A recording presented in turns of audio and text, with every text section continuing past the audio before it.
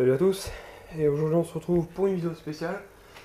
Vous allez être un peu étonné, mais je me suis dégoté quelque chose qui appartient à motoculture. Pourquoi je ne monte pas de ce côté? Parce qu'il y a quelque chose. C'est pour ça.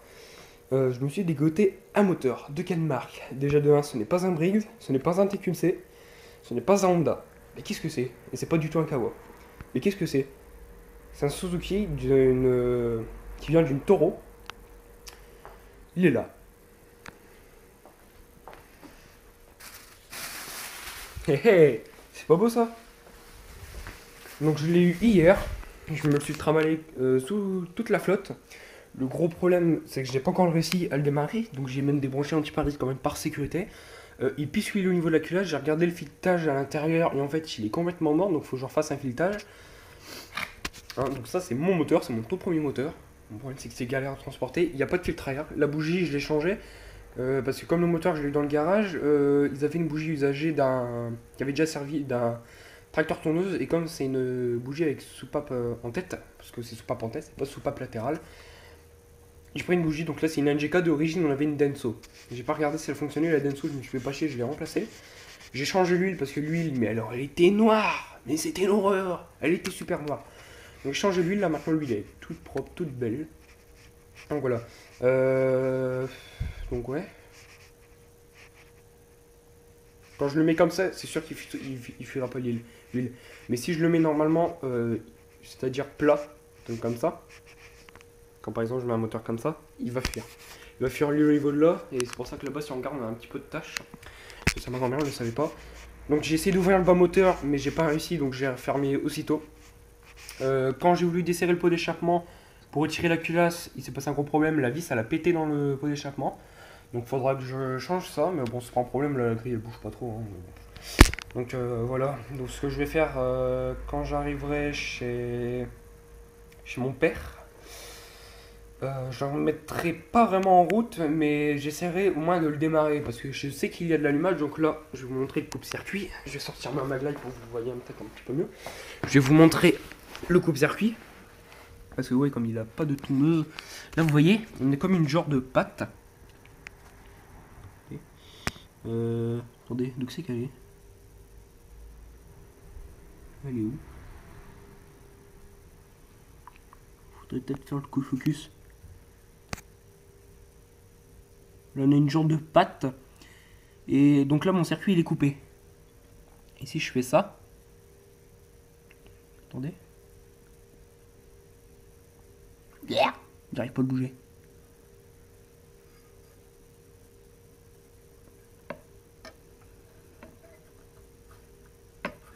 Ah oui, donc là c'est l'accélérateur. Comment je peux faire pour le bouger? Comment je peux faire? Parce qu'avant j'arrive à le bouger. Ouais, enfin bref, donc là on a un coupe-circuit, et donc là, là le coupe-circuit est engagé, et quand la patte elle arrive à peu près à ce niveau-là, elle est désengagée, ce qui fait que le moteur peut démarrer. Donc je vais regarder, j'ai de l'allumage, il a une très très bonne compression. Hein, donc ça c'est l'importance. J'ai remis de l'essence fraîche dedans. Donc voilà. Donc ce que j'ai trouvé important, c'est que, bon déjà je vais vous dire, j'ai changé l'huile, hein, parce que l'huile elle était propre. Donc moi, pour moi le moteur était vraiment pas resté pas moins d'un an dehors. Il était monté sur une Toro, vous savez, la même que Arnaud Leroy 78. Il avait une Toro qui, à mon avis, date de 75. Et c'est donc ce moteur là, donc un moteur Suzuki, avec soupape en tête. Donc là, on met le filtre à air juste là, mais le problème c'est que j'ai pas le filtre à air, donc je vais le chercher là où j'ai fait mon stage. Ils ont pas, donc j'ai regardé si le filtre à air Kawa qu'on avait démonté d'une tondeuse débroussailleuse, si ça allait, ça va pas. À mon avis, je trouverai une mousse de Briggs que je collerai. Enfin, je collerai deux filtres à air Briggs. Je prendrai le bon diamètre. Excusez-moi parce que je dois juste de manger, donc c'est pour ça que je fais la vidéo là maintenant. Parce que après je me retourne chez mon père. Donc j'essaierai de faire une solution comme ça. Donc le HV ça veut dire soupape en tête. Il y avait un moteur Honda, donc un GCV 190.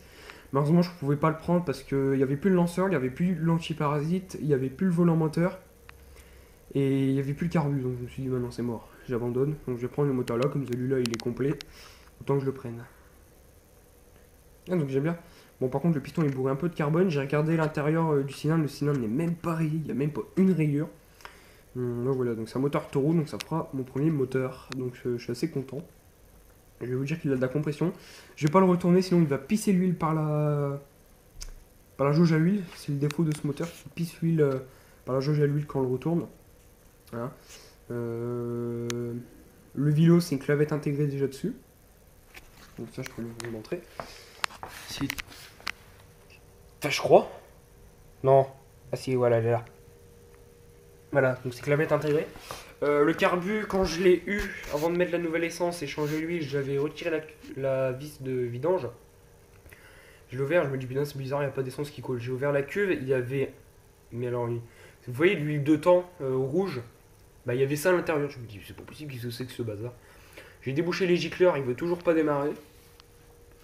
Donc il faudra que je vois pour faire un support pour ce moteur. Donc pour faire un support sur ce moteur, ce que je vais faire, c'est que quand j'irai chez mes grands-parents, où j'ai fait l'invention avec la batterie de 12 volts. Donc la batterie de 12 volts, je la débrancherai, je la foutrai de côté pour un de mes autres projets. Et je prendrai ça, je ferai un trou pour faire passer le vélo. Et comme ça me fait un support pour le moteur pour pouvoir tester le moteur. Et ça, ce sera bien par contre. Mais le moteur, je pense qu'à mon avis, il ira chez mes grands-parents parce que... Enfin, c'est vrai qu'après, sinon, je vais plus pouvoir jamais m'en servir, mais ce serait pas marrant. Moi, j'aimerais bien le voir. Parce qu'à mon avis, peut-être avec Farad Boy 59, je ferai peut-être une vidéo dessus avec. Ouais, on a encore des bouts de sopalin. Ouais, parce que j'avais nettoyé le moteur comme il devait passer sous la flotte. Il a passé la flotte. Parce qu'au début, je l'avais commencé à le démonter, à faire vidanger, changer la bougie, toutes les conneries comme ça. Et je le démarre, je le mets sur le cartel à tondeuse vite fait pour le démarrer. Je me dis putain, c'est pas possible, il va pas démarrer cet enfoiré.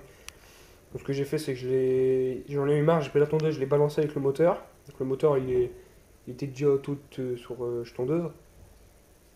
Donc voilà. Et il y avait un Quantum sur une Viking que je me suis dit tiens, je vais récupérer. Sauf que le mécano, il m'a dit non, c'est un devis pour un client. Le client va venir la récupérer. J'ai dit non, c'est mort en fait. Enfin, j'aurais pu me faire un Quantum, mais bon. Parce que les Quantum, ils peuvent facilement être adaptables sur des Wolf ou des conneries comme ça. Mais bon. Voilà. Donc celui-là, il va pas aller sur la Wolf. Il faudra que je trouve un châssis de Toro en bon état sans moteur ou avec un moteur serré, une connerie comme ça. Quand celui-là, il tournera. Pour l'instant, il tourne pas. Il démarre pas. Il faudra que je vois pour le mettre... Enfin, pour le démarrer. Donc voilà. Ça me fait plaisir d'avoir mon premier moteur. Mécano me disait un moteur ne peut jamais démarrer sans starter.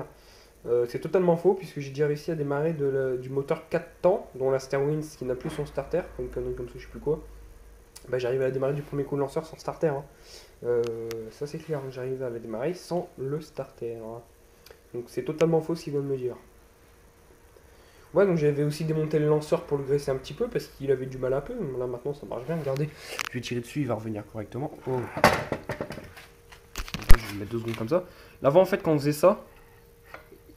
Attendez. Il y avait ça qui restait. Donc la corde elle se baladait un peu. Et là maintenant regardez. Je vais le maintenir avec mon pied. Là, il revient. Donc c'est une importance. Ouais, même s'il tombe pas, j'ai quand même des branches antiparasites, c'est une sécurité. Parce que j'ai pas envie que je au truc là, il me tombe, qui démarre même si le truc ne tourne pas. Ouais. Alors faut savoir que ces moteurs là, c'est vraiment des casse-têtes à démonter. J'ai essayé de le démonter, c'est une putain d'horreur. Oh. J'arrive plus à le mettre.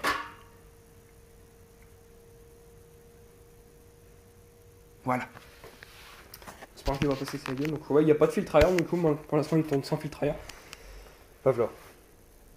Ouais, j'espère que cette vidéo vous a plu. Si ça vous a plu, n'hésitez pas à la liker, à la partager, à la commenter. Moi je vous dis bye pour une prochaine vidéo. Ciao ciao.